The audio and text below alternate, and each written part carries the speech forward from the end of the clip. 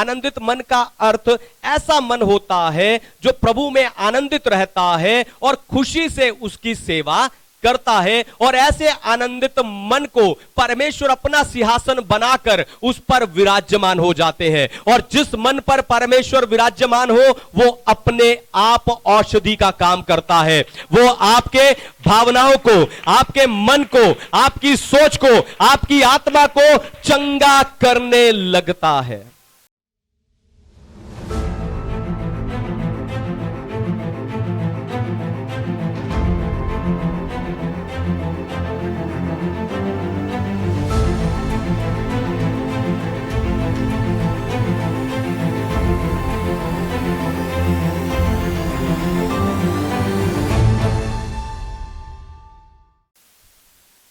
मैं पास्टर समित कुमार आत्मिक उत्साह की सभा में यानी स्पिरिचुअल पैशन असेंबली में आप सबका स्वागत करता हूं।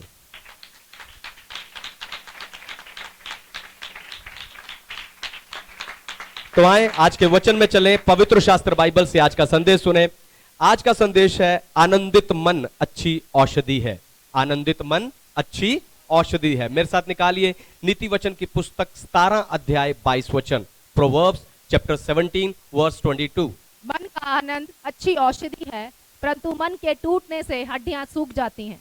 आमेन, परमेश्वर के नाम की महिमा हो। तो जब बीमारी आती है आप उसका उपचार ढूंढने में लग जाते हो। आप इंटरनेट पर देखते हो, डॉक्टरों को दिखाते हो, लोगों से सलाह लेते हो कि कहीं से आपको इसका इलाज या कोई दवाई मिल जाए। लेकिन अगर दवाइयों के बारे में देखें तो दवाइयां बहुत महंगी होती हैं। कड़वी होने के कारण उसे खाने में भी कोई मजा नहीं है। फिर दवाई खाने से उसके साइड इफेक्ट्स यानी बुरे प्रभाव भी जीवन पर हो सकते हैं। पर आपको बताऊं, परमेश्वर के पास भी उपाय है। हालेलुया। जो आप इंटरनेट पर ढूंढते हैं, डॉक्टर्स के पास ढूंढते हैं, जो आप लोगों से पूछते हैं, वो परमेश्वर के पास भी उपाय है। और परमेश्वर का वचन कह रहा है कि मन का आनंद अच्छी औषधि यानी दवाई है। हालेलुया। मन का आनंद ही क्या है? अच्छी औषधि और दवाई है। क्योंकि ऐसी कई बीमारियां हैं जिनका अभी तक कोई इलाज या दवाई ढूंढी नहीं जा सकी।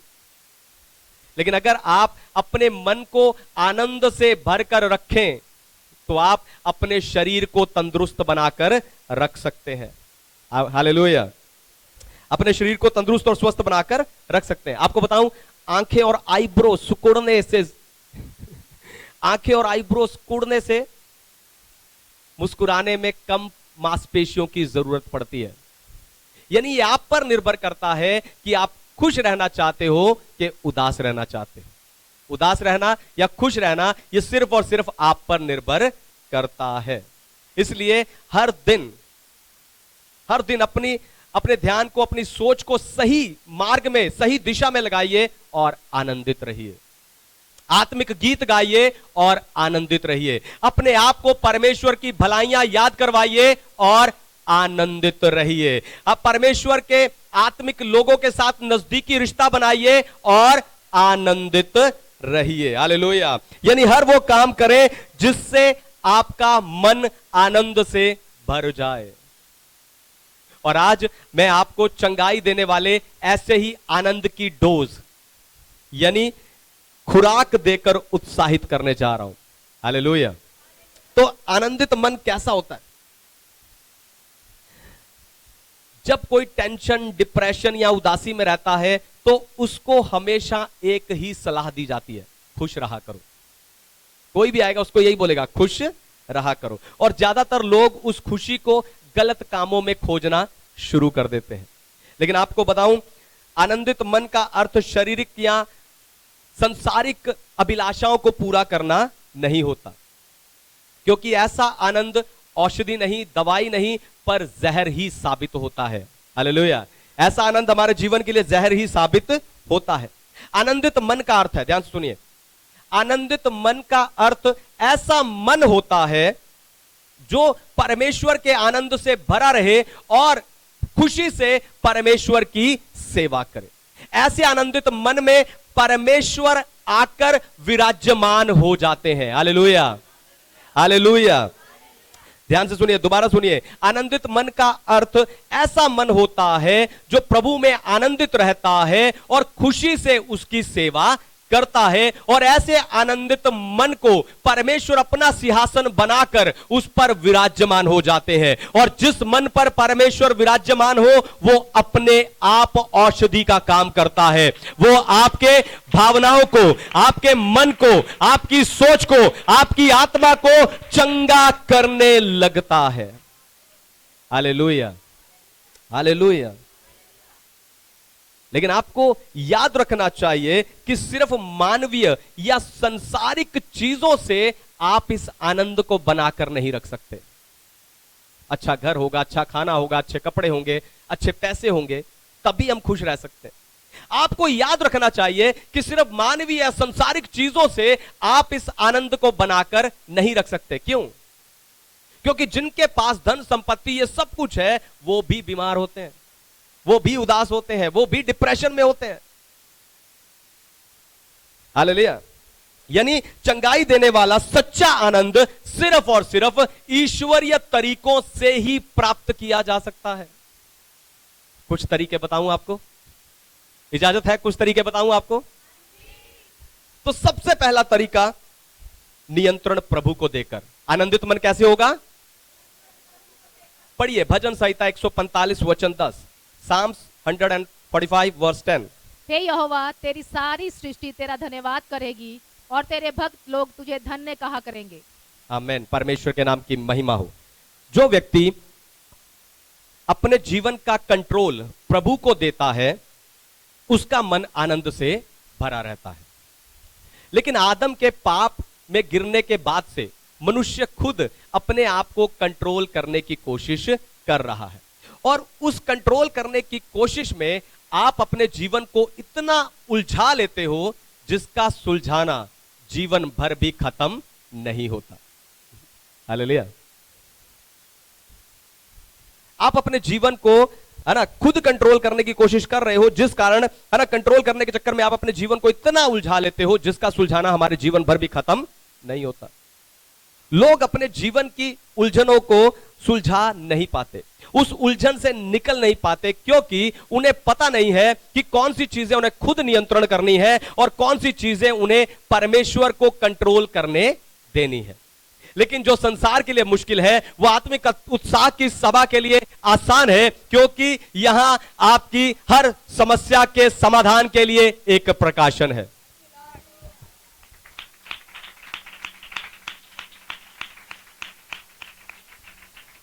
आपको उसका कंट्रोल परमेश्वर को देना है जो आपको कंट्रोल करता है।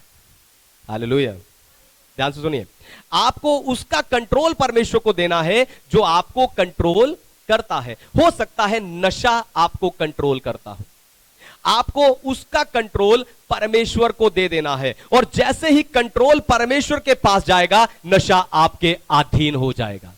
हालेलुया। वो आपके अधीन हो जाएगा। आपको गुस्सा कंट्रोल करता होगा, आपको पैसा कंट्रोल करता होगा। ऐसे ही अगर आप एक एक चीज जो आपको कंट्रोल करती है उसका नियंत्रण परमेश्वर को देंगे तो वो सारी चीजें आपके अधीन होती जाएंगी और आपकी जिंदगी सुलझती जाएगी। हालेलुया। कंट्रोल परमेश्वर को देने के लिए आपको उससे मदद मांगनी चाहिए। कंट्रोल परमेश्वर को देने के लिए आपको उससे मदद मांगनी चाहिए। आपको बताऊं, जब आप परमेश्वर से मदद मांगते हो आप उस परिस्थिति का सारा एक्सेस यानी कंट्रोल परमेश्वर को दे देते हो। इसलिए कोई भी काम करने से पहले, चाहे आप उस काम में कितने भी माहिर हो, सालों से उस काम को कर रहे हो, परमेश्वर से मदद की प्रार्थना जरूर कीजिए ताकि नियंत्रण परमेश्वर के पास रहे। हालेलुया। फिर कंट्रोल परमेश्वर को देने के लिए आपको परमेश्वर से योजना पूछनी चाहिए। कंट्रोल परमेश्वर को देने के लिए आपको परमेश्वर से योजना पूछनी चाहिए। मदद की प्रार्थना करने के बाद भी अगर आप अपनी मर्जी करते हो तो असफल होने का खतरा बना रहता है। ध्यान से सुनिए, दोबारा सुनिए। मदद की प्रार्थना करने के बाद भी अगर आप अपनी मर्जी करते हो तो भी असफल होने का खतरा बना रहता है। पता है क्यों? क्योंकि जब आप योजना बनाते हो, उस योजना में आप कहीं परमेश्वर को रखते हो, एडजस्ट करते हो। कभी आप परमेश्वर को बीच में और कभी आप परमेश्वर को आखिर में रखते हो, और कई बार तो आप अपनी योजनाओं में परमेश्वर को शामिल भी नहीं करते। लेकिन जब आप परमेश्वर से योजना पूछते हो तो उस समय परमेश्वर आपकी योजना में नहीं, पर आप परमेश्वर की योजना में होते हो। सारा कंट्रोल, सारा नियंत्रण उसके पास होता है, आपका मन सिर्फ आनंदित होता है। हालेलुया। योजना मेरी नहीं है, योजना परमेश्वर की है, वही सफल करेगा, इसलिए आपका मन आनंदित होता है। हालेलुया। दूसरी बात, परमेश्वर की सच्चाई पर विश्वास करके आनंदित मन कैसे होता है? परमेश्वर की सच्चाई पर विश्वास करिए करके। पढ़िए भजन संहिता अध्याय 19 वचन 8, साम्स 19 वर्स 8। यहोवा के उपदेश सिद्ध हैं, हृदय को आनंदित कर देते हैं। यहोवा की आज्ञा निर्मल है, वह आंखों में ज्योति ले आती है। आमेन। परमेश्वर के नाम की महिमा। तो जो व्यक्ति परमेश्वर के चरित्र और वायदों को याद रखता है, उसका मन आनंद से भरा रहता है। लेकिन आज का मनुष्य परमेश्वर को जानने से ज्यादा खुद को जानने में लगा है। मैं और सुंदर कैसे दिख सकता हूं, मैं और बढ़िया कैसे दिख सकता हूं, मैं और परमेश्वर से ज्यादा वो खुद को जानने में लगा हुआ है। मैं खुद कैसे और खुश रह सकता हूं। परमेश्वर को खुश करने से ज्यादा वो खुद को खुश करने में लगा है। परमेश्वर की इच्छा पूरी करने से ज्यादा वो अपनी इच्छाओं को पूरा करने में लगा हुआ है। आपके जीवन में ऐसे लोग होंगे, ध्यान सुनिए, आपके जीवन में ऐसे लोग जरूर होंगे जिनसे बात करते समय आप उन्हें जवाब देते समय, है ना, जब वो आपसे बात करते हैं उन्हें जवाब देने समय आप बहुत सोच समझ कर बोलते हो। कहीं मेरे मुंह से कुछ गलत ना निकल जाए, कहीं उसे बुरा ना लग जाए, कहीं वो आना जाना ना छोड़ दे। आप बहुत सोच समझकर उनसे बातें करते हो। लेकिन परमेश्वर के साथ बात करने के समय, परमेश्वर के साथ बात करते समय आप इनमें से कुछ भी याद नहीं रखते, जो मुंह में आता है बोलते रहते हो। परमेश्वर आपने ऐसा क्यों कर दिया? आप परमेश्वर से ही, है ना, परमेश्वर पर दोष लगाते हो। परमेश्वर आपने तो ये वायदा किया था, फिर ये क्यों नहीं किया? आप परमेश्वर से ही सवाल पूछते हो। परमेश्वर इस महीने नहीं किया तो मैं वचन प्रार्थना करना छोड़ दूंगा। परमेश्वर पर शक करने से भी पीछे नहीं हटते। मैं चर्च छोड़ दूंगा, मैं दशमांश देना छोड़ दूंगा, मैं बाइबल स्टडी छोड़ दूंगा। हम परमेश्वर पर आप शक करने से भी पीछे नहीं हटते और अपने मन को आनंद से भरने की बजाय आप इन सब चीजों से भरने लगते हो। पता है आप ऐसा क्यों करते हो? क्योंकि आप बदलाव की शुरुआत अपने हाथ से करना चाहते हो। ध्यान से सुनिए, आप ये सब काम परमेश्वर साथ क्यों करते हो? क्योंकि आप बदलाव की शुरुआत अपने हाथों से करना चाहते हो। लेकिन परमेश्वर कहता है बदलाव की शुरुआत अपने मन से करो। तुम्हारे मन के नए होने से तुम्हारा चाल चलन भी बदलता जाए। रोमियो 12 का 2। परमेश्वर चाहता कि आप बदलाव की शुरुआत अपने मन से करें। आपको बताऊं, परमेश्वर नहीं चाहता कि एक भी आत्मा नाश हो। लेकिन तो भी जिस समय से आपने उद्धार पाया है, उस समय से परमेश्वर आपकी आत्मा से ज्यादा आपके मन पर ध्यान देते हैं। पता है क्यों? क्योंकि जब आपका नया मन होगा, जब आपका चाल चलन बदलता जाएगा, तब ही परमेश्वर आपके शरीर पर, आपके जीवन पर अपना कंट्रोल ले सकते हैं। हालेलुया। यानी जब आपका मन आनंदित होता है, तब आपका जीवन परमेश्वर के वायदों का सबूत बन जाता है। दोबारा सुनिए, ध्यान सुनिए, जब आपका मन आनंदित होता है तब आपका जीवन परमेश्वर के वायदों का, उसकी सच्चाई का सबूत बन जाता है। हालेलुया। जब आपका मन आनंदित होता है, आपका चाल चलन बदलकर आपका जीवन नया होता जाता है, उस समय आपको परमेश्वर की सामर्थ्य का सबूत देना नहीं पड़ता, पर आप खुद परमेश्वर की सामर्थ्य का सबूत हो जाते हो। आपको परमेश्वर के प्रेम का सबूत देना नहीं पड़ता, आप खुद उसके प्रेम का सबूत हो जाते हो। आपको बताऊं, यह कहना यह कहना कि जितने हथियार मेरे हानि के लिए बने हैं उनमें से एक भी सफल नहीं होगा अलग बात है, लेकिन उसे साबित करना दूसरी बात है। जो मुझे सामर्थ देता उसमें मैं सब कुछ कर सकता हूं, यह कहना एक बात है, लेकिन उसे साबित करना दूसरी बात है।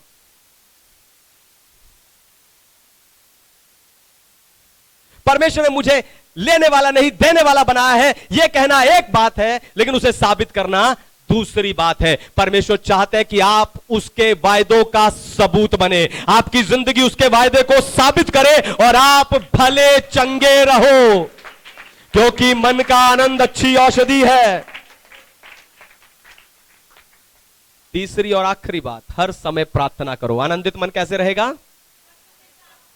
हर समय प्रार्थना करो। प्रार्थना ना करने वाले आपको उदासी मिलेंगे। पढ़िए फिलिपियों की पत्री 4 अध्याय 4 वचन, आपको समझ आएगा। Philippians chapter 4 verse 4। प्रभु में सदा आनंदित रहो, मैं फिर कहता हूं आनंदित रहो। आमीन, परमेश्वर के नाम की महिमा। तो जो व्यक्ति मसीह पर अपनी आशा रखता है उसका मन आनंद से भरा रहता है। जो व्यक्ति प्रभु यीशु मसीह पर अपनी आशा रखता है उसका मन आनंद से भरा रहता है। इसलिए पौलुस भी प्रभु में आनंदित रहने के लिए कह रहा है। पिछले संडे मैंने आपको बताया था कि प्रार्थना के साथ इंतजार करना भी जरूरी है, क्योंकि कई बार प्रार्थना का उत्तर है ना, प्रार्थना करते ही एकदम से कुछ नहीं हो जाता है ना, प्रार्थना करते ही एकदम से कुछ नहीं होता। पर हां, प्रार्थना के द्वारा अपनी चिंताएं परमेश्वर को देने से उस समय आपका मन हल्का जरूर हो जाता है। हालेलुया, आपका मन हल्का हो जाता है। इसीलिए बाइबल कहती है कि सबसे अधिक अपने मन की रक्षा कर, उसे आनंद से भरकर सबसे अधिक अपने मन की रक्षा कर, उसे उदास होने ना दे। यही तेरी औषधि है, यही तेरा खजाना है। सबसे अधिक अपने मन की रक्षा कर। हालेलुया। आपको बताऊं, आज हमारा जो युद्ध है वो मांस और लहू से यानी लोगों से नहीं है, पर अंधकार की उन ताकतों से है जो आकाश मंडल में है। यानी आपका शत्रु अदृश्य है। आप अपने शत्रु को अपनी 5 इंद्रियों से देख नहीं सकते। अपने शत्रु को देखने के लिए आपको छठी इंद्री चाहिए। इसीलिए परमेश्वर का वचन कहता है, बाइबल कहती है कि परमेश्वर के सारे हथियार बांध लो, क्योंकि युद्ध में है ना, दुश्मन वही हमला करता है जहां आपने कवर नहीं किया होता। हालेलुया। दोबारा सुनिए, ध्यान से सुनिए। युद्ध में दुश्मन वही हमला करता है जहां पर आपने कवर नहीं किया होता। अगर आपने टोप नहीं पहना है तो दुश्मन वही हमला करता है जहां आपने कवर नहीं किया। अगर आपने झिलम नहीं पहनी है तो दुश्मन वही हमला करता है जहां आपने कवर नहीं किया। अगर आप चाहते हो शैतान के हमलों से अपने मन को बचाकर रखना, अगर आप चाहते हो आपके मन का आनंद आपके शरीर को, आपके जीवन को तंदुरुस्त रखे, तो आपको इस मन को कवर करके रखना होगा। हालेलुया। आपको इस मन को कवर करके रखना होगा, और इस मन को कवर करने के लिए आपको लगातार प्रार्थना करनी है और परमेश्वर की उपस्थिति से अपने मन को आनंदित रखना है। हालेलुया। और यह आपके लिए औषधि बन जाएगा। भजन संहिता 16 का 11 कहता है कि परमेश्वर के निकट आनंद की भरपूरी है। नहमिया 8 का 10 कहता है, प्रभु का आनंद तुम्हारा दृढ़ गढ़ है। हालेलुया। क्योंकि मैं कहता हूं प्रभु में आनंदित रहो। मैं फिर कहता हूं आनंदित रहो, क्योंकि यही आनंद अच्छी औषधि है। हालेलुया। अच्छी औषधि है। हम अपने आप को परमेश्वर के हाथों में दें। आंखें बंद करें, प्रभु के हाथों में अपने आप को